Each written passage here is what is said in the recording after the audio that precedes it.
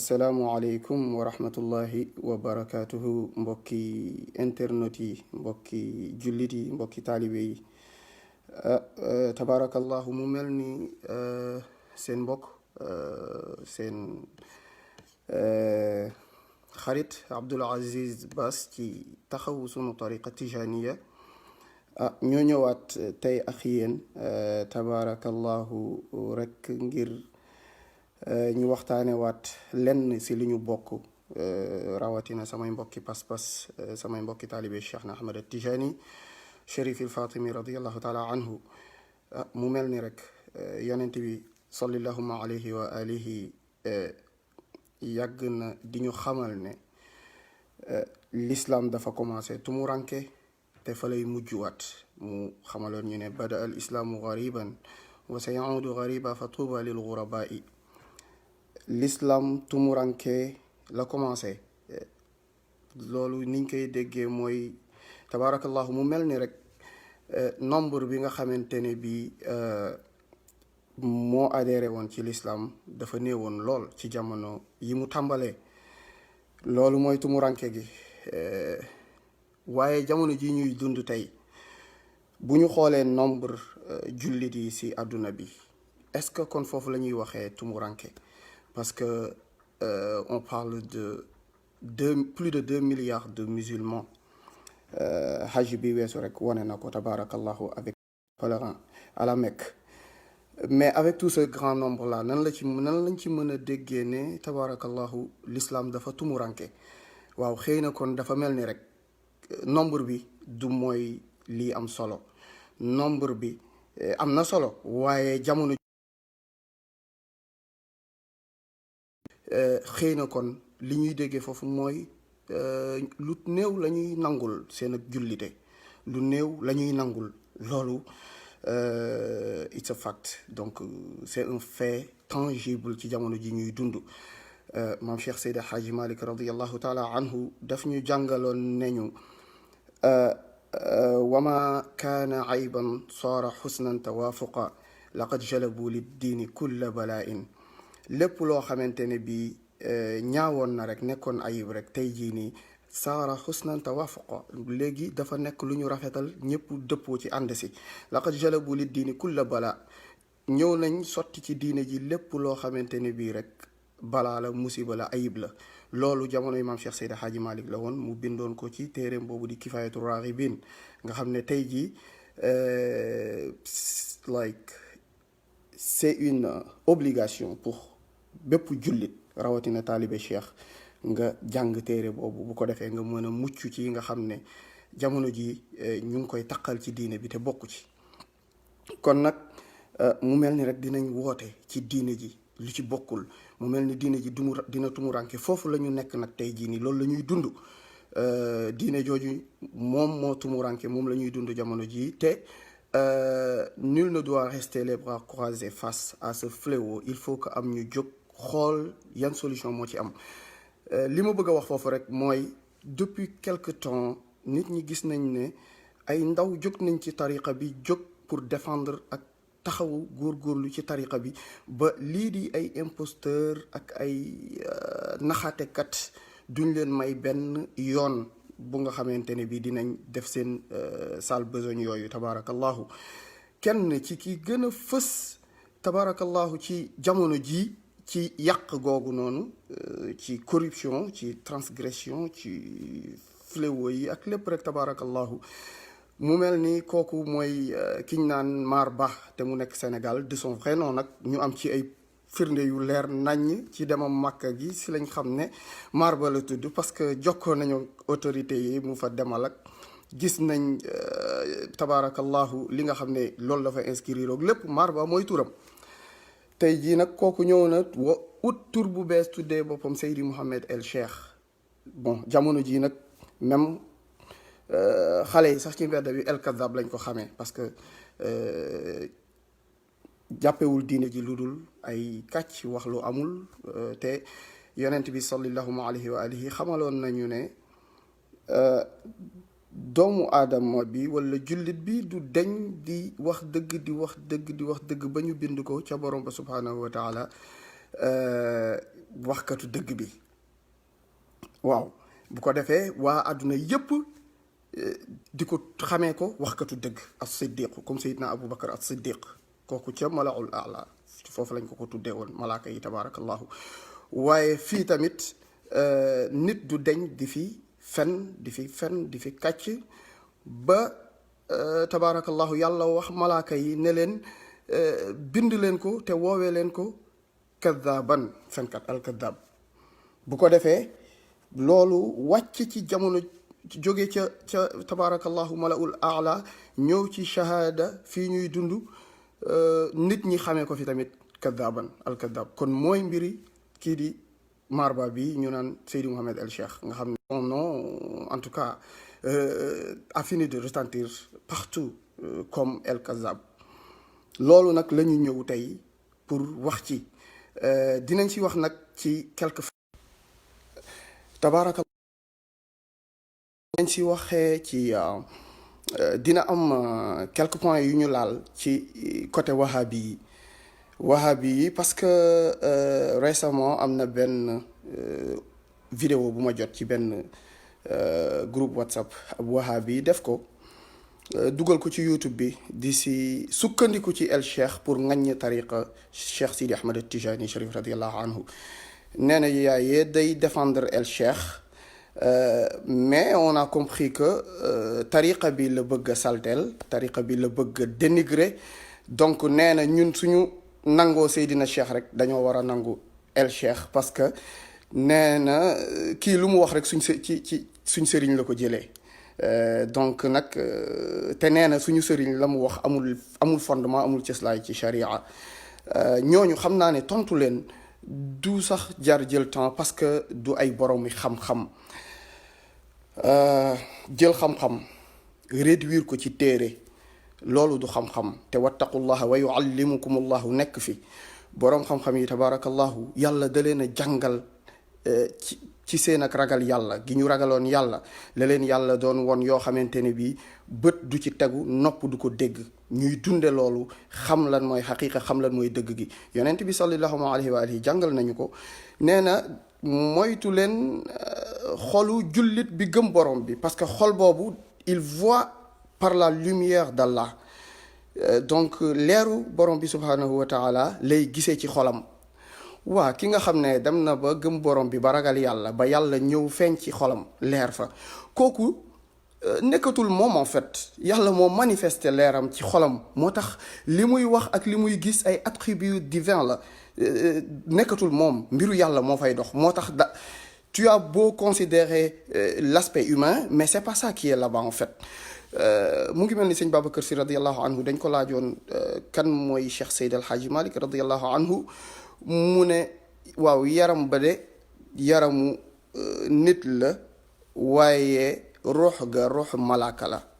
te ruux malaaka xam nañ ne layas amoon duñu sonn duñu nelaw duñu lekk dhikr rek jaamu yàlla rek te loolu Cheikh Seydi Hadji Malick radiallahu anhu ñëpp xamee nañ ko loolu macha allah kon nag kii di Seydi Cheikh Ahmed Tijani radiallahu anhu di xalifa Seydina Muhammad sallallahu alayhi wa sallam ñëw donn li mu yoroon parce que jàngal nañ ñu ne bépp yonent rek am na benn nitu yàlla bu nekk ci say ndëgg sërëx nekk ci say ron tànk donn li nga yor kii di Seydina Muhammad sallallahu alayhi wa sallam bila raybin wala shakkin sans équivoque aucune Cheikh Sidi Ahmed Tijani mooy ki nga xamante ne bii tabaarakallahu moo ko donn ñëw nag dal di wax li nga xam ne maamam jox na ko ci à l'état d'éveil donc jox ko ci tariqa bi ci ay dhikrullah ci ay jaamu yàlla macha allah waaye mu mel ne rek am na ñoo xam ne loolu nag mooy àdduna fa man shaa fal yu'min wal yakfur ku mu neex na nga gëm ku mu neex nag mën nga weddi waaye li am ba am mooy inna a'tadna lidh-dhalimina naaran ahaata bihim suradiquha li am ba am mooy ñi nga xam ne dañoo weddi moom waajalal préparé naa leen safara si kon loolu mooy li nga xam ne mooy am bon kii di wahabi bi nag ci tabarakallahu audio boobu mu ngi wax ne oustaz Makhtar Sarr mi nga xam ne que l'on salue de passage vraiment tabarakallahu di rafetlu liggéeyam ak défense am diine ji ak tariqa bi di ko ñaanal yàlla gën ko dëgëral incha allahu te wala tahinu wala taxasanu wa antumul aalawn incha allahu amul tiit amul jàq ci kaw ci kanam rek nga jëm yaa oustaz mu mel ni wahabi boobu dafa ne parce que oustaz Makhtar Sarr wahabi yi mayu leen jàmm léegi nag comme bëgg nañ li ñu naan qui veut tuer son chien l'accuse de rage donc comme bëgg nañ fayu ci moom rek gis nañ benn vidéo bu mu def ci El Cheikh léegi nee nañ voilà tous les moyens sont bons pour que ñu fayu ci donc nee nañ pourquoi kii di oustaz Makhtar Sarr dal di wax ne di laaj ay preuves comme quoi El Cheikh moo provoqué c'est lui l'auteur en tout cas de la pluie à Arafat taw boobu taw Arafat te Seydi Mouhamed El Cheikh wala Marba di ko accaparé wu ndeysaan ci ñàkk xamam Arafa ak Makka ci boppam ak li xew ak histoire ma xala du gëstu xamul sax Arafa 2018 bii passé dafa taw yàlla xam na ko te ñoom il crie sur les toits que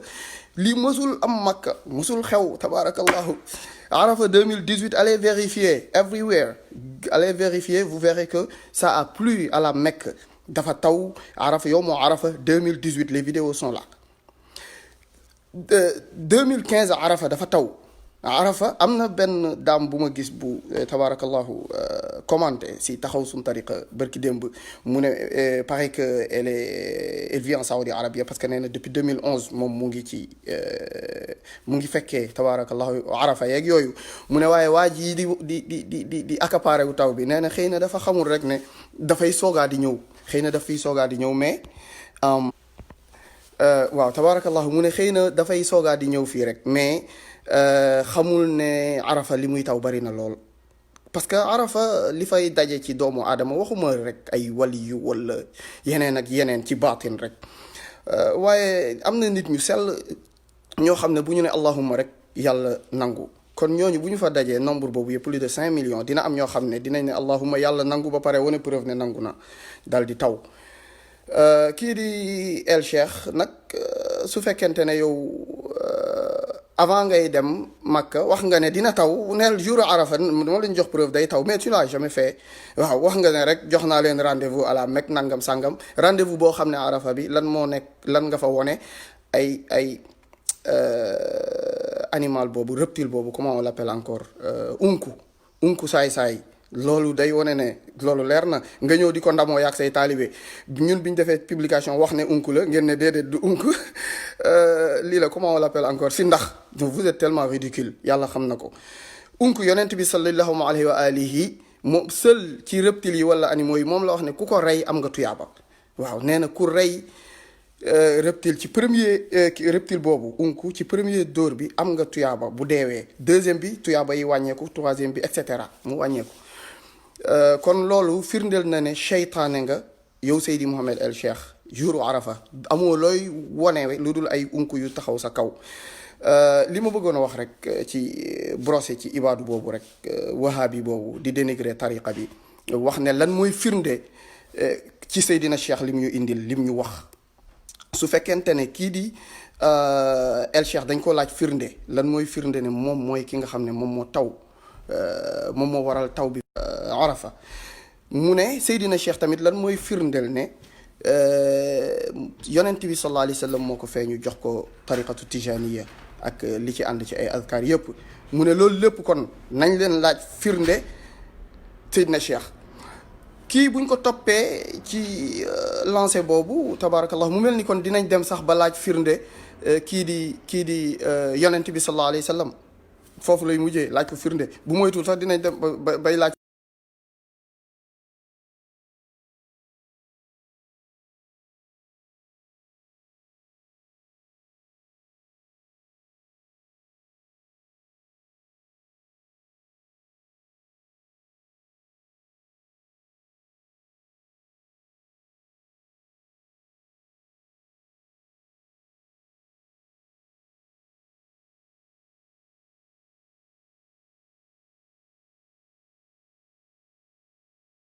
wóor lañu teg li nga xamante ne bii ñun ñoo ngi si kii di Seydi Cheikh Ahmad Tijani radiyallahu anhu daje na ak maamam yaqazatan la manaama mu jox ko lim koy jox te firnde yi mooy lan firnde yi mooy kooku ku ñëw wootewu ci wàllu yàlla dañ koy natt ci sharia Seydi Cheikh Ahmad At-Tijani radiallahu anhu firndeem mooy sharia moom ni mu juddoo ba ni mu génnee àdduna tabaarakallahu wuy ji boroomam amul fenn fu ko nit mën a jam ci sharia amul parce que dafa peeg léppuy sharia da ko peeg jàng ko jëfe ko jàngal ko ay taalibeem ak ay saxaabaam ñu jëfe ko tabaarakallahu foofu la mooy fi nga xam ne lañu ko nattee moom Seydina Cheikh te moom ci boppam encore moo ñu digal ñun ay taalibeem fa kullu ma sami'tum anni fa zinuhu bi mizani shar' fa ma waafaqa fa xuduhu wa ma xaalafa fatrukuhu wa in ana qultu lépp lu ngeen dégg ñu wax loo ma rek ñu ne man Seydina Cheikh maa ko wax peser leen ko ci balance sharia su fekkee dëppoo na man maa ko wax su dëppoowul bàyyi leen donte ne sax man maa ko wax loolu li mu ñu bëgg a xamal foofu mooy yéen samay taalibe bu leen doxee tànk yu dul tànki sharia bu leen wax ci man wala di déglu ci ñuy wax ci man lu dul sharia jàng leen sharia li des xaqiqa mayuk yàlla la du lu nit di liggéey mayuk yàlla la yow nekkal ci sharia bi nga def ci li nga ci war a def xaqiqa bi yàlla moo la ko warlul mooy li nga xam ne moo it's the unseen l'invisible yàlla dina la ko àggee tabaarakallahu kon ñun sharia rek lañ ñu digle moom la ñuy doxe kii nga xam ne nag mooy Marba di Seydi Mouhamed El Cheikh mais foofu lañ ko natt mu daanu ñu xam ne dafay kàcce tawlawul arafa bi il n'est pas xalifa Seydina Cheikh ak njulliteem sax comme ni ko oustaz Makhtar Sarr waxee lu jara seetaat la amin dafa leer parce que ku taxaw teg Seydina Cheikh ne ko yàlla la kooku dañuy raag ak yow dañuy xeex ak yow ba fu maanaam ba bés ba ngay taxaw bàyyi loolu wala fu mu yem neex Seydina Cheikh du yàlla Seydina Cheikh jaamu yàlla la yonent bi sallallahu alayhi wa sallam jaamu yàlla la Seydina Cheikh du yàlla foofu lañu sukkandiku pour xam ne kii du toppul li Seydina Cheikh jàngale du sharia kon kii lu mu waxal Seydina Cheikh ay kàcc la waxuma la dara nag ak yeneen yi nga xam ne yab yàlla gi mu yab yàlla ba nga xam ne il fait la risée en tout cas sur internet ñëpp xam nañ ne c'est un je sais pas moi c'est un farceur kon ibaadu bi loolu rek la ñu amoon pour wax ci lu ndaw rek su fekkee nag kii di El Cheikh nag moom mu mel ni rek tabaarakallahu macha allahu mu mel ni comme li ñuy yàgg wax ci yow rek ne bokkoo si tariqa Seydi Cheikh Ahmad At-Tijani ci la ñu nekk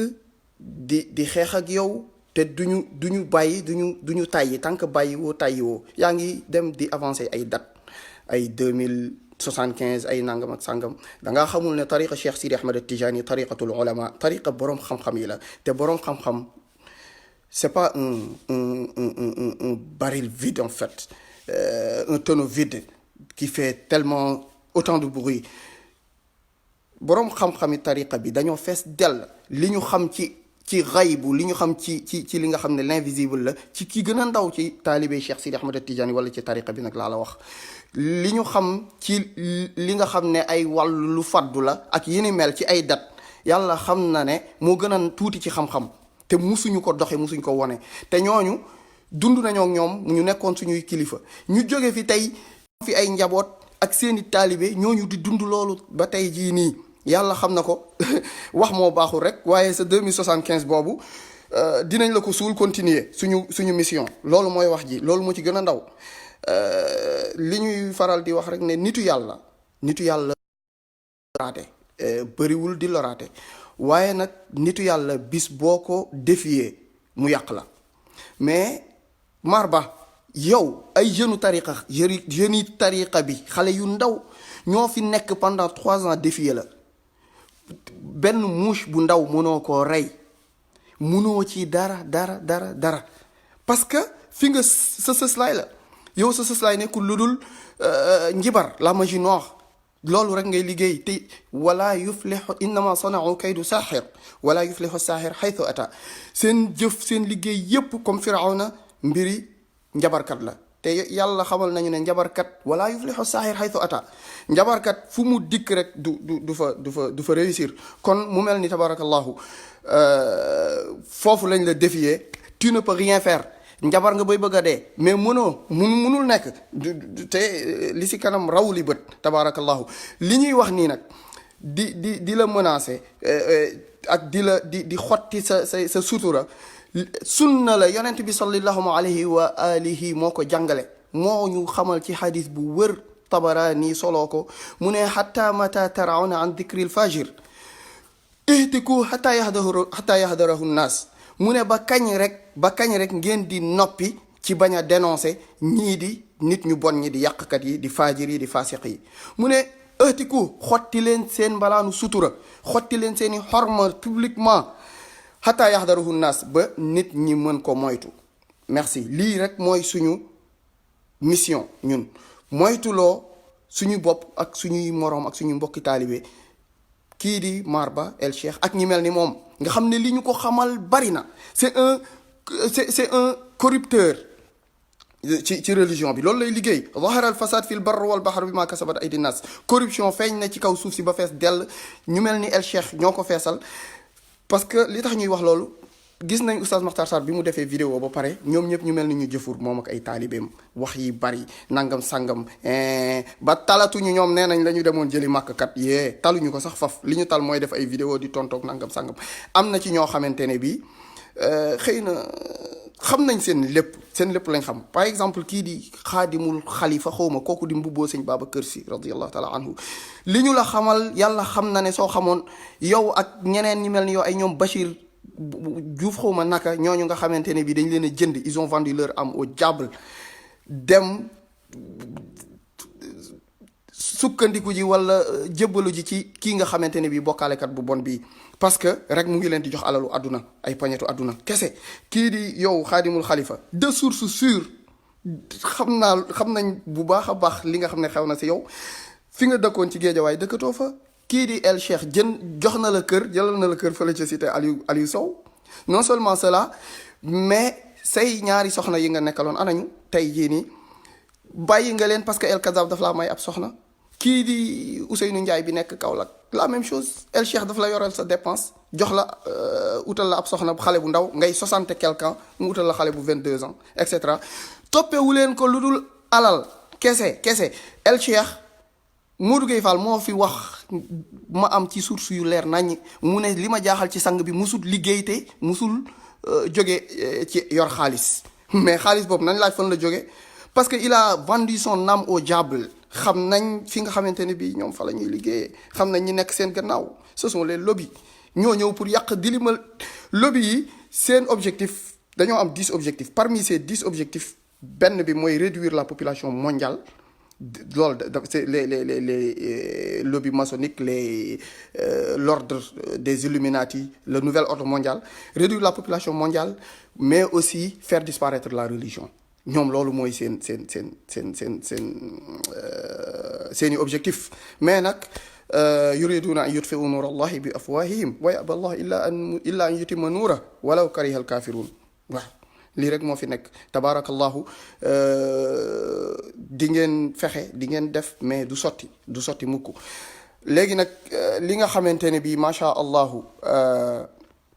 bëggoon nañ ko leeral tuuti rek mooy kii di macha allah kii di góor gi Njaay nga xam ne ñoom waa El Kazab yi nee nañ yee moom financé waa taxaw suñu tariqa pour ñu xeex ko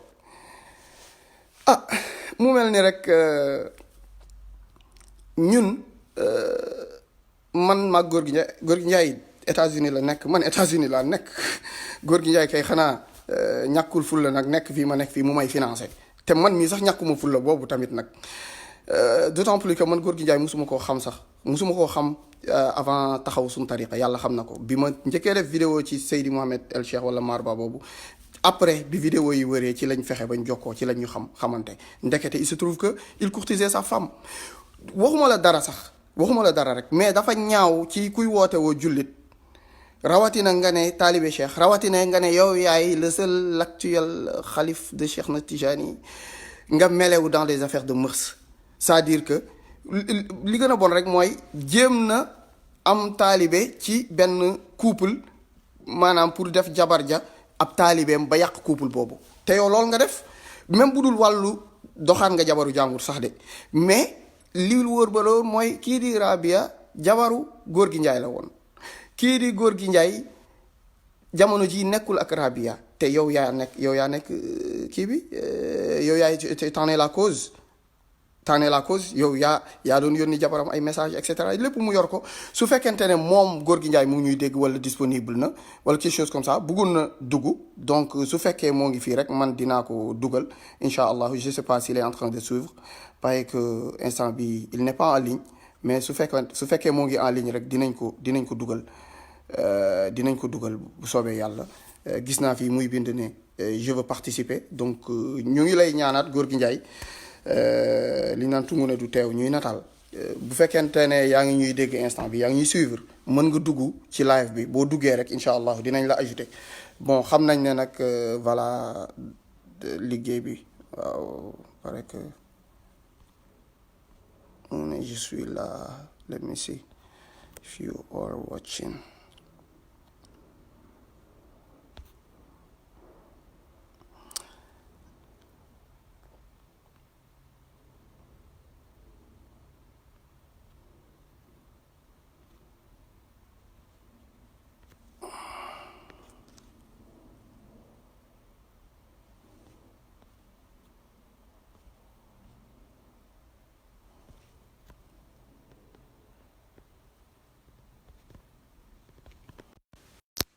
À défaut de pouvoir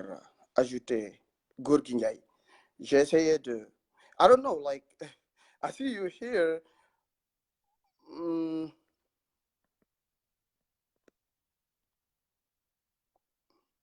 But there should be somewhere like I can see you watching.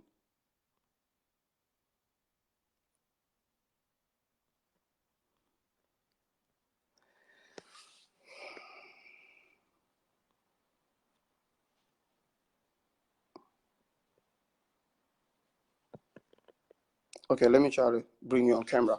Okay, mu mel ni ñu ngi jéem a dugal Gorgui Ndiaye incha allah moom mi nga xam ne mooy ndeyu mbir gi moom mi nga xam ne moom la El Cheikh yàq ménage am tabarakallahu di woote woo yaay nee na mooy xalif général de la wala nangam sangam on a notre américain ici Gorgui Ndiaye donc welcome brother donc you are on live on Facebook incha allahu xam naa rek nga leeralal ñu bàyyi la rek nga nuyu mbokku taalibe yi mbokku jullit yi waaye sax mel ni rek Abdoul Aziz ma ne xoolal maa ngi nuyu ñëpp di ziar ñëpp ok di wax ne rek li ñu fi indi tey leen la man di tax ma dugg ci nga woo ma ci live bi ma dugg mooy leen mooy le cas de Oustaz Makhtar Sarr Oustaz Makhtar Sarr je pense que ni li mu def rek mooy relater les faits Oustaz Makhtar Sarr dafa ñëw indi li nga xam ne mooy discriminer El Cheikh ci maanaam woote bi muy woote mu teg ko ci fu leer am ay évidence muy dëgg man nag li ma jaaxal mooy li ma jot a seetaan fan yi ndax amoon jot mooy Oustaz Makhtar Sarr ci boppam dama defe ni ça fait en 2017 mu def 4 vidéos bi mu defee 4 vidéos amul ci ñoom ku wax mais pourquoi maintenant Oustaz Makhtar Sarr sorteem bi sonal leen man de taalibe Oustaz Makhtar Sarr la bis ni ki tey ndax Oustaz Makhtar Sarr il est reconnu Oustaz Makhtar Sarr nitu dëgg la boo amee ne na naqari nga wax ko daf ciy taxaw kon léegi li may wax mooy Oustaz Makhtar Sarr man maa ko posé mon problème man naa ko posé mon problème ñu waxtaan ci te dafa yor évidence yi te dinaa wax waa kër El Cheikh yii Oustaz Makhtar Sarr ak preuve yi génn li des moo ëpp doole man li ma yor ci El Cheikh moo ëpp doole te na ngeen sant yàlla bi Oustaz Makhtar Sarr ñëwee avec diplomatie di wax ak yéen ndax Oustaz Makhtar Sarr man point yi ma jot a dégg mooy leen dafa ni El Cheikh tuddul El Cheikh maar ba la tudd mais yéen bi ngeen di tontu ci sama dégg-dégg da ngeen ni moom tuddul effectivement tuddul El Cheikh beneen tur la tudd kon kooku yéen daanu ngeen deuxième point bi mu ni El Cheikh ni moom moo tawloo Oustaz Makhtar Sarr ni tawloowu ko waaye yéen damay laaj yow Abdou Aziz nee nga en 2018 moom laa doon xool léegi 2015 am na fu taw Arafat mi ngi taw mais pourquoi ñuy tëb di songu Oustaz Makhtar Sarr man de talibem la et je suis l'avocat man de l'avocat de sama sëriñ Oustaz Makhtar Sarr ndax moom il est reconnu Oustaz Makhtar Sarr bu fëggee ci waawoon fépp foo xam ni tarixa bi mi nga fa tarixa tijaan bi ma nga fa fu mu fëgg ñu tijjil ko boppam te il est reconnu l'autre RCR il n'est pas reconnu donc troisième point bi mu ni ko critère bi ngeen di wax ni Mahdi ngay woote munoo koo nekk ndax li mat élément nekku ci yow mais Oustaz Makhtar Sarr dafa wax dëgg loolu nekku ci moom RCR man tooñ na ma te Oustaz Makhtar Sarr fu mu tëjee sa la ko am yërmande la ndax ñu ñëpp jullit nañu nee nañu RCR il est grand temps mu changer wax lii dëgg yéen taalibe yi man li ma jotee ak RCR ngeen war a wax RCR mënut a nekk mat ilimaan te ñëwul sukk baalu ma àq jox ma jaasi nag ndax loolu la diine ji wax ni ma est-ce que dig ma baal wala déet bu boobaa ma xool lan laay def ak moom ndax damay cor bopp bi wala dama koy jéggal RCR amul jom dafa ñàkk jom dugg na sama kër di wax ma woo ko ni ko booy moom am na message yoo xam ne sa grand la may wooyee man yéen RCR bu may waxee grand Papa Ndiaye jéggal dafa am ku piraté jéggal ñu yéen sama sëriñ Oustaz Makhtar Sarr nan ngeen ko war a woowee ah da ngeen a war a jox cër Oustaz Makhtar Sarr ndax dëgg la dafa ñëw pour dimbali leen fekk leen ñun bekk ci loo xam ne du dëgg di yoon mu ñëw pour jàppale leen yeewu leen bàyyi leen affaire virtualité yi ngeen di nekk xëy suba yor ay crouse lonk ko ci baat di dox loolu yorul Sénégal Ablaye Wade nee na travailler toujours travailler Macky Sall wax na leen ko jug leen di liggéey il faut être productif te ngeen bàyyi futilité yi bàyyi di mel ni kuy seetaan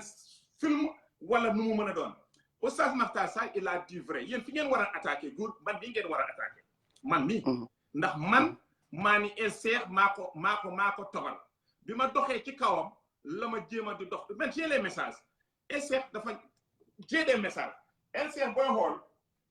moom ci boppam je vais vous donner un exemple moom mu ni xamu sama jabar yéen war ngeen a jug ci RCR ni ko sëñ bi bàyyil fen ndax RCR moo ma yónnee message bi boo leen koy lire message bi RCR moo ma ko yónnee di wax sama turu doom bi muy wax sama turu doom muy Omar yëpp képp ku nekk ci Medina Cheikh xam nga kan mooy Omar Ndiaye képp ku nekk ci Medina Cheikh xam ngeen kan mooy Rabia donc yéen bi RCR defee sorti ni xaw ma góor gi Ndiaye xaw ma jabar bi xaw ma doomam da ngeen ko waroon woo tendre ko par carte ni ko da ngay fen sëriñ bi ndax nit bu dëngee wala bu jubalee da nga koy defar da ngay jàppale ko ndax jullit day jàppale moroom jullitam ku nekkul ci listu noonu nga jëm ko wëlbati kon kii xam na sama doom wala doom ñoom dem nañ ba sama doom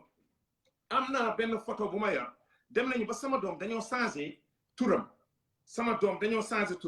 xool leen fii mi sama doom mi ngi ko tuddee xool leen tur bi ma ko jox xool leen tur bi moo ko jox ba yokk ci LCR donc c'est du jamais vu lii du Sénégal nga nekkoo ci dëgg nga ñëw fekk Oustaz Makhtar Sarr mi nga xam ne dafa ñëw pour jàppale leen yéen ñi fa nekk ngeen nekk ci lëndëm li ngeen nekk du dëgg tey du dëgg yoon ngeen bëgg ñëw di sonal Oustaz Makhtar Sarr Oustaz Makhtar Sarr dafa ñëw pour dimbali leen dégg ngeen yéen LCR ci boppam ñaata message dama yónni moom dem na ci boppam changé turam ni moom tuddul RCR Makhtar Seck la tudd yéen xanaa mënu leen lire leen mi ngi nii ah combien de messages j'ai reçus de LCR te des na yeneen li ma leen mën a wax ni Oustaz Makhtar Sarr du seen moroom LCR man nee na ma musta connecté internet fi muy connecté rek mooy ñu koy dugalal Facebook mais regardez sa message li yéen talibé yi léegi comment vous allez vous expliquer sur sa message man naka laa mën a ngeen naan dañoo piraté wuñu wax ju du loolu xam nga wax ji mooy lan LCR mënut a nekk xalifa Seydina Cheikh ci kaw suuf ndax critères yi remplir ko deuxièmement LCR dafa doxaan sama jabar ma jàpp ko ma dox ci kawam mu changé turam ni Makhtar Seck gis nga changement de nom bi Oustaz Makhtar Seck di wax njëkkewu fi tey moom bi mu tuddee LCR ma dox ci kawam yuuxu ko dafa ni ma Makhtar Seck laa tudd muy ñett kon bàyyi leen Oustaz Makhtar Sarr seen kilifa la te dafa ñëw pour dimbale ñu dem ba ci biir mu ne El Mahdi waaye ku doxaan jabaru jàmbur ñu duma la ci noo mën a nekkee El Mahdi LCR li ñu koy ñaanal mooy mu am boobu sens d'esprit li ñu naan le bon sens est la chose la mieux partagée mu dind ci lii mu nekk te li ngeen war a wax mooy LCR bu nekkee li may wax du dëgg nañu dem ci yoon mais LCR na xam ni message bu ma yónnee ñëw leen ñu dem ci yoon kaay leen ñu dem ci yoon Facebook Facebook mënoo tëj sa compte ba du des. WhatsApp bi mënut a deñ moom il m'a envoyé des messages directs. man li may wax mooy jërëjëf oustaz Makhtar Sarr dem leen ngeen yeeslu yéen taaliba El Cheikh yi ngeen yeeslu ci oustaz Makhtar Sarr mu jox leen ndigal ndax oustaz Makhtar Sarr dëgg lay wax du sëriñ boo ko amee da lay jëmee bu baax te sëriñ da lay jox un exemple. El Cheikh du mës a wax sama wax yéen bàyyi leen Makhtar Sarr nee leen kan la doxaan jabar ji dégg ngeen jigéen ñi nag defuñu dara El Cheikh c'est le mal.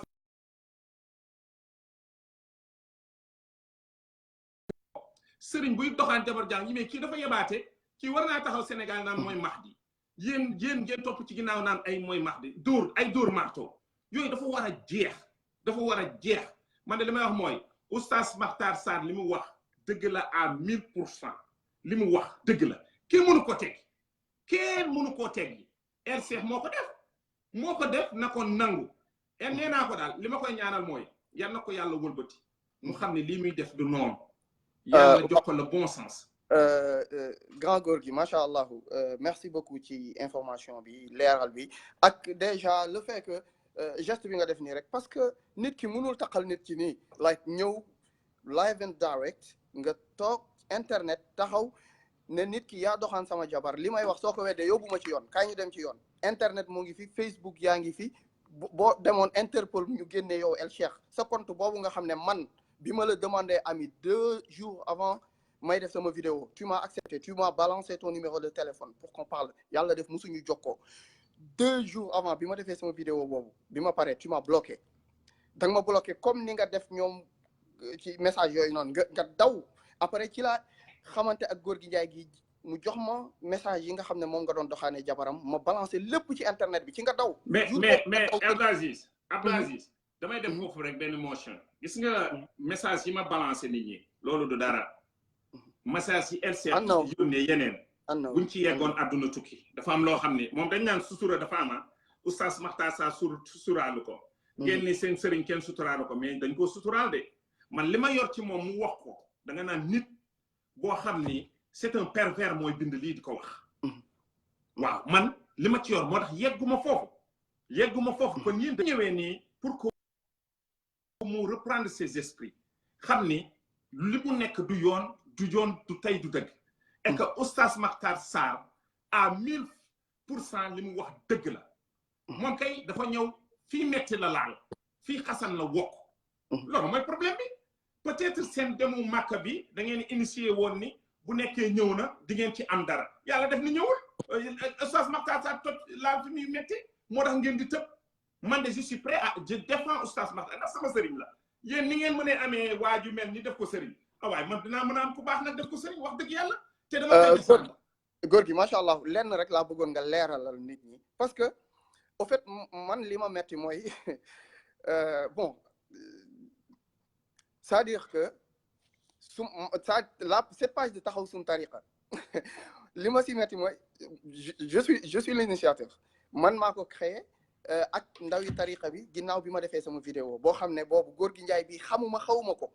léegi waa El Cheikh yi ñoom li ñu gëmloo gars yi même suñuy commenté sax taxaw suñu tariqa su commenté dañ naan góor gi Njaay jógal ci page bi nga làqatu mais góor gi Njaay si il est invité ici il n'est même pas administrateur dans la page il n'y est même pas man maay administrateur Abdoul man Aziz soo commenté may ma tuuti ma leeral tuuti rek c'est-à-dire que dama bëgg ñu xam ne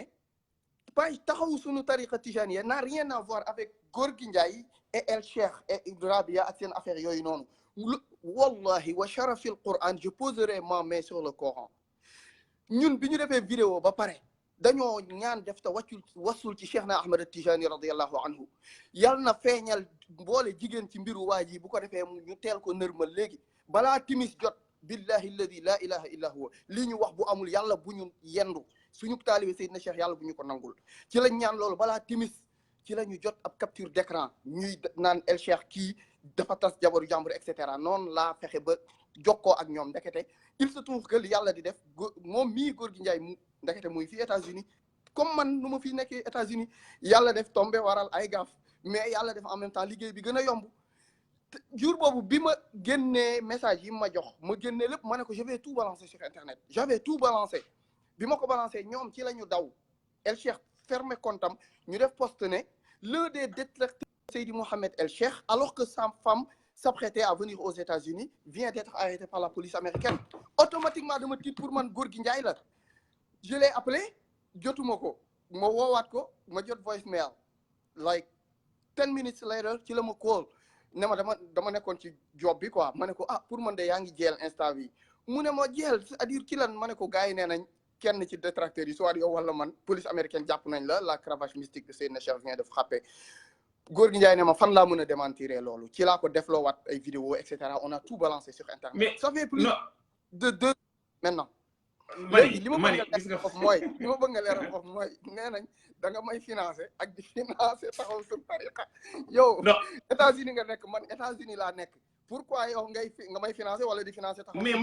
mani affaire bi xam nga ni loolu ko xam ni du dëgg man awma lu ma financé aw ma jot man léeg-léeg dañuy wax sa ni man maay def Facebook man maay def YouTube man maa ngi ci nangam man yéen lu may làqatu yow nga tooñ ma moo ma jaaxal ma cravaché seen chef yor yet bi taxaw yéen fu may làqatu di jëm man amul ni damaa am problème ak LC xam nga li ma am problème ak LC mooy daf ma tooñ na nangu tooñ gi mu jeex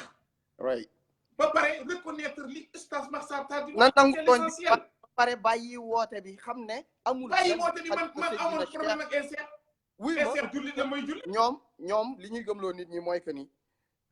yonent bi sallallahu alayhi wa sallam amoon na ay détracteurs Seydina Cheikh amoon na ay détracteurs Seydi Hadj Malick Sëñ Babacar Si amoon nañu ay détracteurs du sax benn détracteurs yi yonent bi sallallahu alayhi wa sallam moom loolu du détracteur ma leeral tuuti yonent bi sallallahu alayhi wa sallam buy woote dëgg ñoom ñu ñëw woote faux mu Saylimatul Kadab alam tara wàcc moom it mu génne xaw ma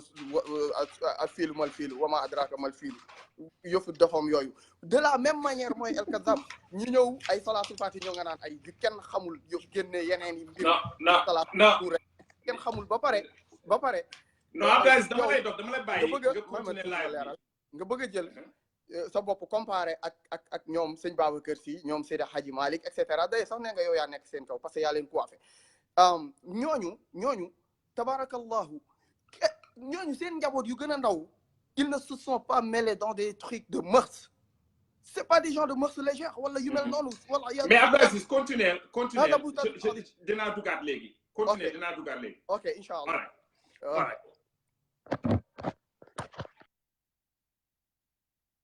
tabarakallahu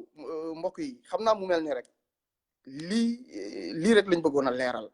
lii rek lañ bëggoon a won nit ñi ne kii sëyu jàmbur la tas intéressé bi wala le concerné moo nekk nii koo xam ne man dama am sama njaboot dama am samay objectif si sama at nekk fii di nekk détracteur u am nit wala di yàq deram wala di kii nangam sangam El Cheikh kii di Seydina billahi alladi la ilaha illa huwa li nga nekk su authentique woon nga war a liggéeyal Seydina Cheikh man maay njëkk a ñëw jàppale la ñun lii lañ fi nekkee jàppale diine l'islam jàppale tariqa Cheikh Sidi Ahmad Tijani boo xamante ne bii nga jàpp ci yow nga ñàkk ci jàpp day tàkk wallahi alazim kenn munu ci lenn loolu dafay dem loolu nag ñun dañoo gis ne tabarakallahu yow da ngaa ñëw pour yàq ñun loolu la ñuy gëmloo ay parparloo man ku ma xam ñu bëri ci des fois yenn mbokk taalibi sax dañ may xeex parce que dañuy yaakaar ne nekkuma ci kër gi wala lii wala laa parce que man dëgg alxaqu huwa allahu wallahu alxaq dëgg mooy yàlla di dëgg yàlla yaduru xawla ma yadurul xaq yàlla moom fu dëgg gi nekk rek fa la yàlla nekk man ci loolu rek laay dox sama naan waay nag ci tariqa Cheikh Sidi Ahmad Tijani mooy Cheikh Sayyidul Hajji Malik radiyallahu taala anhu le sceau de la lieutenance mooy sama lépp kooku nag tey bi nga ñëwee yow mii di njabootu Seydina Cheikh radiyallahu subhanallah njabootu Iblis bi nga ñëwee kiyam nga bëggoon a yàq deram nga bëgg a yàq ak liggéeyam moo tax li nga daw uti mooy njabootam pour am ci taalibe yi di sàcc seen pas-pas boo ñëwee foofu la mais de source sûre Modou Gueye Fall dégg nañ ko muy fen naan moom de taalibeem la sa taalibe la mais mosoo ko jox ay saafara mu naan wala nangam sangam et cetera mais ku dul Modou Gueye Fall ñun gis nañ ay taalibe yoo xam ne nii da nga leen fexe woon di am mais genre teen nga yor sa kër ku ñëw nga tibb jox ko ay saafara ak yeneen ñu naan yow mii ci loolu ngay yow El Cheikh yow xamante nañ am na yoo xam ne du ma ci dugg du ma ci mës a wax mais yow xam nga ne man xam naa la xam nga ne man xam naa li xew yow xam nga ne man xam naa ci li ngay yëngu xam nga ne man xam naa ne yow loolu du dox waaw turu jinne yooyu ak jinne moom deseetoo ko fi mu toll nii li nga xam ne moom ngay corrompre doomu aadama yi loolu nga dese muy wàllu alal ak yooyu xamuñu foo ko jëlee mais xam nañ ne c'est des gens tapis qui sont derrière toi di la financer loolu nga bëgg a doxalee ci tariqa bi di wallahi al azim loolu lay def di jox gars yi ci suuf lu mat ay 4x4 ak di leen jëlal ay kër ak ay et cetera yooyu doxul ci tariqa Cheikh Sidi Ahmad Tijani munoo ñu ci corrompre jamais au plus grand jamais ñun suñu salaatul fatihi moo ñu gën a lépp gis nga Seydina Cheikh radiyallahu anhu charti tariqam bii nga xamante ne bii tabarakallahu bi ci jiitu mooy lan damaanul ilahi mawtuhum ala al imani parce que cheytaane liggéeyam yépp mooy corrompre ñu ba nangul ba yàq ce qu'il y a de plus précieux en nous mooy suñu iman googu cheytaane du deñ di xeex ak ñun pour deeloo ñu ci ak kéefër du ci deñ ba bés ba nga xam ne bés boobu la ñuy sukuraat foofu la gën a garaawee jour boobu ñuy sukuraat foofu la nit ñi di xam liggéeyu cheytaane dëgg ak pouvoir am loolu moo waral am wasila bu mel ni Seydina Cheikh radiyallahu anhu am solo adduna bi yëpp li ngay dund yëpp cheytaane mën na la bañ a am mais bis booy sukuraat di war a dem foofu la cheytaane di ñëw parce que ñu ne doomu aadama jamono ji nga xam ne mu ngi sukuraat dina mar goo xamante ne bi tabarakallahu boo ko joxoon 7 géej soo ko joxoon 7 géej du mandi macha allahu kon kooku boo ñëwee pour corrompre ko bu moytuwul day yomb léegi nag jamono jooju nga xamante ne bi macha allahu dafa am da nga nekk ci jafe-jafe nekk ci besoin yaa ngi mar yaa ngi parce que da ngay dund sakaraatal mawtu beneen monde ngay dund beneen monde bu sensible boo xamante ne bi ka koy dund rek ak nitu yàlla yi ñu leeralal foofu ñi am maftuhu alayhi ñi am fatxu ñooñu ñoo xam li nekk foofu jamono jooju beneen monde la monde boobu nag la cheytaane di ñëw indi la léppul pour mu corrompre la moo tax nag minal mahdi ilal lahdi bi nga juddoo ba bi ngay dee cheytaane dina la corrompre ci shahada bi nag ci ay doomu aadama lay jaar parce que minal jinnati wan naas cheytaane moom dafa am ci jinne yi am ci doomu aadama yi donc comme ni ñuy dundee nii noonu lay ñëw di la corrompre waaye bés ba ngay dellu ci sa borom tamit noonu la moom mii di cheytaane noonu lay ñëwee ngay sukuraat mu lay corrompre pour weddi loola suñu borom foofu la Seydina Cheikh radiyallahu taala anhu di intervenir foofu la nit ñu baax di intervenir maam Abdou radiyallahu taala anhu dégg nañ ko du benn du ñaar man maa ko dégg sama nopp muy waxtaan ci benn nitu yàlla bu nekkoon Saint-Louis nee na ñu toog di waxtaan ak moom ba mu yàgg mu mel ni ko absenté pendant un moment mu absenté tuuti ba mu yàgg rek daal di nekkat bi mu nekkaatee di waxtaan ak ñoom ne leen ngeen jéggal ba de sànq sama benn taalibe moo doon sukuraat fële ca Afrique centrale moom la cheytaane doon corrompre pour weddi loo ko yàlla moom laa demoon pour sauver ci lii mooy liggéeyu cheytaane du ma sa bàyyi doomu aadama ba bés bañ lay suuli noonu la amee ñii mel ni nag ki nga xamante ne bii ku mel ni El Kadab mu teg leen fii wallahi jox leen ay moyens bu leen fàtte ne ñoom firawna ayna firawna wa ma malaku ayna namrud ayna haman ñoo ñëpp borom alal yooyu nga xamante ne bii yàlla ba mu leen toroxalee ba pare dafa naan xanaa xamuñu sax ne am na ñu leen jiitu woon joxoon naa leen lu ëppoon ci alal ci daraja ci xam-xam ci lépp ak taw yi nga xam ne yow yaa ngi koy jéem a accaparé wu di ko jéem a provoqué ne yow yaay provocateur bi yow yaa tax mu taw mais loolu ñun on s'y fait pas tariqa Cheikh Sidi Ahmad Tijani loolu jaxaluñu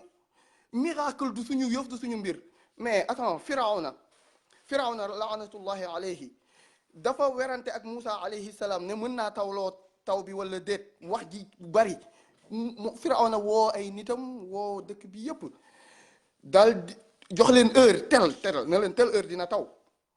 bi heure boobu jotee Firawna dugg des tuuti ay 5 minutes disons Firawna dafa dugg ruqam ñaan yàlla la ñaan ne ko fi mu toll ni yow rek yaa ma ci mën a génne sinon damay sinon dinaa rus yow yaa ma ci mën a génne yow yaay taw man mënumaa taw yow la rek waaw mais su ma génnee nag nga bàyyee mag gaa yi ma réeral leen yàlla li ma Maodo wax rek wa rahmatullahi qad wasiat min fajirin wa min mutiin yërmande yàlla dafa ëmb ki nga xam ne ab yàqkat la ba kii topp yàlla ñëpp bàyyiwul kenn Firawna bi mu génnee dafa génn heure boobu jot rek dafa taw Firawna moo def lii kon ndax dinañ sukkandiku ci kuy provoquer ay taw ñun ci sunna ak sharia la ñu teg suñ tànk ñun taalibi Cheikh Sidi Ahmad Tijani radiallahu anhu doxuñu ci miracle ñi ko gën a mën presque ci wali yu seytaane yi la ñun on s'y fait pas nitu yàlla buy def miracle da koy def fekk jamono jooju yàlla moo manifesté wu ci moom mën na am sax yëgul li xew te yàlla di ko def pour dimbale ko ci liggéeyam mais yow ngay missionnaire Satan ñëw fii di corrompre taalibe yi di leen jox ay alal di sa zawiya boo xam ne en 3 mois lañ ko tabax xaalis boobu yow da nga sa ñetti pepp taalibe yooyu Sénégal xam nga ne Sénégalu nit ñu baax ñi la ñooñu seddoo nañ ko bu yàgg taalibe yi kii di maam Cheikh Seydi El Hadji Malick nag moom radiyallahu anhu liggéeyam nekk fa ñëpp teg ci bët ñëpp xam ne Sénégal la fa nekk pourcentage am kenn xamul nu mu doy ci taalibe ci maam Maodo kon kooku amut lenn loo xamante ne bii mën nga ko faa am ci ay taalibeem wala nangam sangam kon yow amoo dara ci taalibe sa alal bi foo ko jëlee donte ne ñun après lijjanti wuñ ce qu'il y a derrière mais li wóor ba wóor mooy tariqa bi ku ciy woote ci sunna ak sharia la ñuy dem ak yow foofu lañ lay peser boo ko fa deful rek ñu fa huwa raddun dañ lay delloo dañ lay dàq ci biti yow moom tu fais en mécréance li ngay liggéey yëpp wàllu kéefër la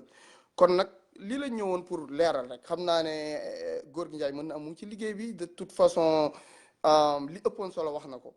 donc te lii la ñu bëggoon ñu ñëw wane ne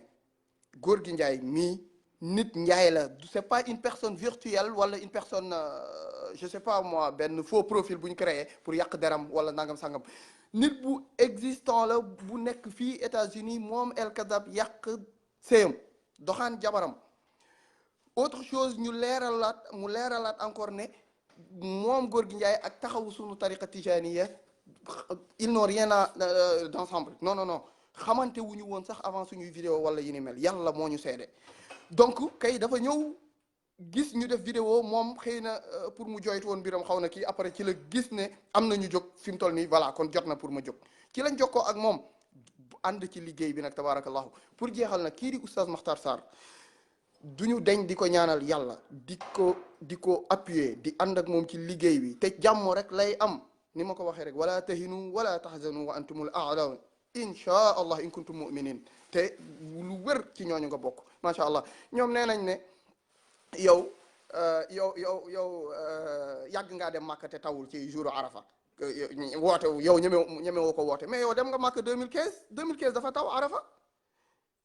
2015 oustaz Makhtar Sarr dafa dem Arafa mu taw Arafa 2019 oustaz Makhtar Sarr dafa dem Arafa mu taw kon kay kooku moo gën a yelloo ne man maa taw loo Arafa ndeysaan tey doo leen dégg ñu wax mukk yàlla xam na ko mais yow tey yaa ngi soog a dem mag Arafa rek allahu akbar yàlla def ci suturam parce que suturam moom li ma wax rek wa rahmatullahi wasi'at kullal xalq rek ndeysaan mu taw rek nga ngay rëy làmmiñ di yu kenn xamul oustaz Makhtar Sarr gis nañ ne def ngeen ay vidéo dal ci kawam vous l'avez traité de tous les noms wala dugg na fii wala nangam sangam oustaz Makhtar Sarr li ñuy wax mooy lii di wazifa bi gën a rëy ci monde bi moom ak ay frère am ak ay mbokku taalibe ak njaboot gi tabarakallahu wazifa bi gën a rëy ñoom ñooy initiateur bi ci ndigalu Serigne Abdul Aziz Al Amin radiyallahu taala anhu wa qaddasa sirrahu sure no problem donc kooku liggéeyam dafa leer ci tariqa bi comme jantu njolloor te kooku xam ngeen ne gis nañ jamono ji li ngeen di yàq ay waajuram ci wax ju bon moom jógewul fa mu dëkkul fa mu jëm fa mu jóge la cosaanoo yéen lu ne ngeen wax ngeen ne papaam lii la nangam sangam xamul li sa kuy papaay Makhtar Sarr kay papa bu mën a am doom bu mel ni oustaz Makhtar Sarr Fata Sarr ak ñu mel noonu am naa xadaratu tijaniya ak tariqa bi yëpp tabarakallahu ñooñu dañuy sant yàlla bi mu ñu indilee ñu mel noonu. li jara laaj ki ngeen jara laaj parce que gis nañ ngeen di dal papam wala nangam sax ki ñu war a laaj mooy kan mooy lay cëpp ji kii di El Cheikh bii kan mooy papam kan mooy ay way juram Oustaz Makhtar Sarr ay way juram ay kilifaam waa Tiwaawoon ñooñu du ñu kilifan toog ab naka sudul noonu wala nangam sangam mais yow El Cheikh kan mooy say way jur yow fan nga juddoo fan nga jógee loolu moo jar a laaj am na yoo xam ne c'est ça duñ ci sax jéem a dugg wala nangam sangam mais dañoo ñëwoon pour leeral rek xam naa ne kii bi gudd na comment dirais-je live bi gudd na fi ñuy jeexalee rek mooy yéen a ngi ñuy bëgg a rayaat ay wax ju bëri ci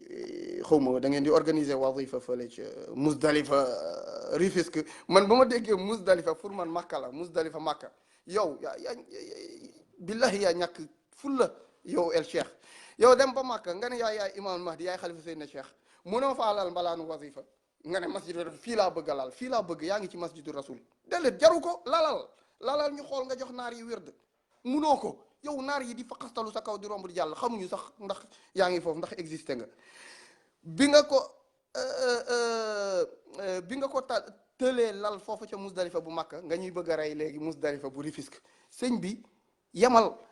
ci Sénégal tumuranke wuñu wazifa nee naa la am naa xadaratu tijaniya wazifa bi ñuy organiser bu gën a rëy ci monde bi mais gis nañ ko annuellement léegi mu ñëw incha allahu kon tumuranke wuñ loolu soo mënoon Makka gële nga koy def yaa ngi nii ñibbisi nga kenn xoromalu la fa ak yi ni mel yeneen ak yeneen El Cheikh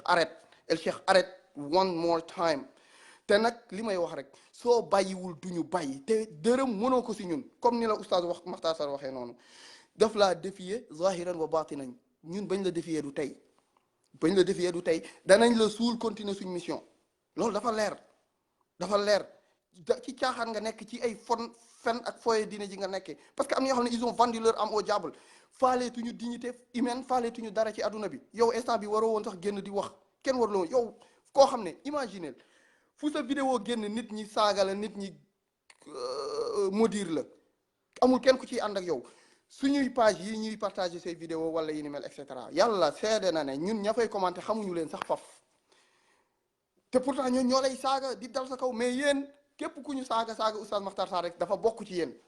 mais lii mooy le libre arbitre laissez les gens faire leur propre jugement et ils sont en train de le faire tout le monde sait là où se trouve la vérité kon nag mbokk taalibe yi ñu gën a takku gën a ànd gën a booloo gën a liggéey te bañ a xejal ñii di imposteurs yi ak bañ a may ñii di wahabi yi ñi nga xam ne kii di maam Maodo bu maam Abdoul Aziz Dabakh bërki dem gis nañ vidéo bu mu def kooku gis ngeen lii moo fi nekk jóg défendre ak préserver li ñu am muy suñu pas-pas ñii di wahabi yi nga xam ne di saaga suñu mag ñi di naan dañuy défendre ay El Kazab xoolal ma loolu ab wahabi bu jóg di défendre El Cheikh xam nga ne kooku mauvaise foi gënu ko wees gënu ko bon maam Maodo boobu lan dafa ñu woo ci marché nee na nit ñi marché pour contre les wahabi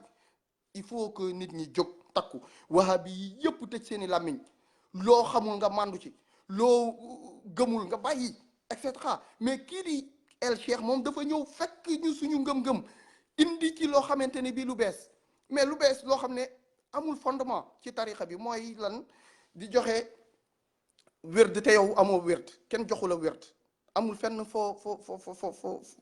fuy sa silsila suñu wax nga ne Seydina Cheikh moom ma feeñu yaa mën a kàcc yow nga taxaw ci ab garab yor ab photo boo xam ne guru nanak la nga taxaw naan ci garab gi la ma feeñoo guru nanak xamee woo Seydina Cheikh ci photo xamoo ne sax amul photo boobu man bu doon leen mais photo bu guru nanak la yow ce qui veut dire kii xamoo ko nga naan moo ma feeñu Seydina Cheikh bu feeñoo nit sax jox la xamuloo ne da ngaa war a dem yeeslu ji jëli wat tariqa bi même yonent bi sallallahu alayhi wa sallam bu la feeñoo jox la parce que Seydina Cheikh nee na amruna hada yuxadu min hayyin ila hayyin suñu mbir mi ci kuy dund lay jógee dem ci kuy dund lii rek moo fi nekk kon lan mooy l'importance ou l'intérêt de laisser des khalifes ici et des muqaddam yonent bi nag sallallahu alayhi wa sallam la mu tax mu feeñu Seydina Cheikh jox ko kii bi mais mooy ndeyu mbill gi mooy moom Seydina Cheikh mooy ndeyu mbill gi loo gis am na fu muy tàmbale mu ngi mel ni yàlla ba mu recevoir yonent bi sallallahu alayhi wa sallam jox ko julli est-ce que après loolu am na keneen ku ñu recevoir jox ko julli déedéet après kay da ngay dem jàngi da ngay dem ut sëriñ mu jàngale nan la ñuy jullee mais yonent bi du ñëwati mu ko yàqazatan ci yow naan la lii wala laa déedéet de la même manière tariqa bi noonu la demee xam naa ne wax yi daal guddal ko gàttal ko mooy marba ci kéefër ngay dox bokkoo ci suñ tariqa bokkoo ci kenn reconnaître comme ni la ko oustaz Makhtar Sarr waxee ci kër diine yi tu utilises nag l'argument de la force et des moyens matériels des moyens financiers pour corrompre les gens. Ça ne marchera pas dans la tariqa tijaniya. ñun gëmuñu loolu gëmuñu alal yàlla la ñu gëm yonent bi sallallahu alayhi wasallam la ñu gëm suñu tariqa bii Cheikh Sidi Ahmad Tijani la ñu gëm te ci la ñuy dem ba am li ñu war a am yépp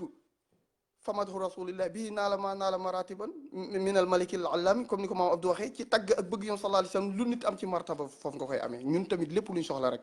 incha allah ci tariqa Cheikh Sidi Ahmad Tijani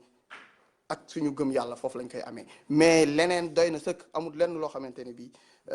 tabarakallahu soxal nañu kon nga téye say corruption nga téye xam nañ li nekk tout ce qu'il y a derrière on connaît tout mais tabarakallahu lii daal la ñu amoon pour leeral encore une fois ñoo ngi sa ginnaaw nous sommes sur ces trousses jusqu'à 2075 boobu ngay wax nga ko te xamoo sax lu la ko wax loo waaye su ma nee la dinañ la suul continuer suñ mission yaa sa taalibe yooyu nañu xam bu baax ñun li ñuy wax te man awma ak ñoom affaire du ma wax ak ñoom wala leneen man yow ndeyu mbil gi El Cheikh yow yaa may tax di jóg yaa may tax di wax à tout moment yow xam nga li xew te tu sais très bien que yàlla xam na ne dinañ la suul continuer suñ mission parce que kon nga bàyyi sa date yi ngay jéem a kii fii nga fi joxe woon datu 2018 guerre nucléaire ne ñi ci décédé kenn xamul nu mu toll bakkan yi ci anamu 2018 romb na bu yàgg suñu waxee sa taalibe yi di nee nañ ñun ñoo sos loolu nee nañ ab audio la buñ créé wala man de ñii dañ ma jaaxal yàlla xam na ko sa 2022 bii yaa ngi nii 2019 nga dem Makka dara xew fa defoo fa tous lu dul Makka yi di la dëkkate arab yi di la dëkkate di faqastalu sa kaw il ne reste que 2 ans 2022 nga ne ci ngay dominer monde ci ngay def lii ci ngay def laa tu feras rien du tout yow monde bi nga war a dominer Rufisque Saint-Louis bi nga dëkk d'abord wala dominer Sénégal wala nga dominer ñun ne mission Mahdi yàlla moo lay jox secret bi boo xam ne moom ngay dominer nit ñi mais yow pourquoi tu tardes à nous dominer nous c'est ça le problème en fait c'est ça tu ne peux rien faire amoo baatin amoo wàllu yàlla amoo dara tu t'y fais en magie noire moo tax say mbir mënul dox moo tax mënoo def dara yow soo mënoon faagaagal kenn ci taxawu suñ tariqa wala kenn ci ñi nga naan détracteur def nga ko bu yàgg mais mënoo ko te loolu moo lay të ba bés bañ lay suuli wallahi waaye caaxaan baaxul ñun nag duñu dawuñu la daayuñu la fu ñu nekk lu ñu war a wax danañ ko wax lu ñu war a def ci tariqa bi danañ ko def tabarakallahu ñu ngi nuyu di ziyaar mbokk yëpp guddal nañ lool di jaajëfal ñëpp ci tabarakallahu teewlu bi bàyyiwuñ kenn vraiment ñu ngi leen di jaajëfal aqulu qawli hada wa astaghfiru allahu li wa lakum wa li sa'iri almuslimin in uridu illa al-islaha ma istata'tu wa ma tawfiqi illa billah alayhi tawakkaltu wa ilayhi unib wassalaamu aleykum wa rahmatullahi wa barakatuhu